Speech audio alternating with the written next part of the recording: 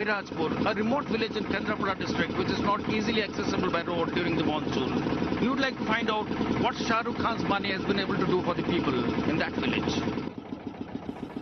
Ahirajpur is one of 7 villages in and around the Bhitarkanika National Park in Kendrapada, where people now have access to light after sunset. Thanks to Terry's Light a Billion Lives project and the local collaborators FIDR and Nature's Club. Each of the lanterns costs 3 rupees a day and lasts over 4 hours. Kerosene से तो उनको ज्यादा खर्चा होता है। हम हिसाब करके देखें कि उनका 60-70 रुपया बच जाता है और 90 रुपया ये लग जाता है उनका एक महीने के लिए, तो उससे बराबर हिसाब हो जाता है, लेकिन जिंदगी बेहतर हो जाती है। अंधार हेले बाहर को बाहरिबा बहुत बड़ कष्ट।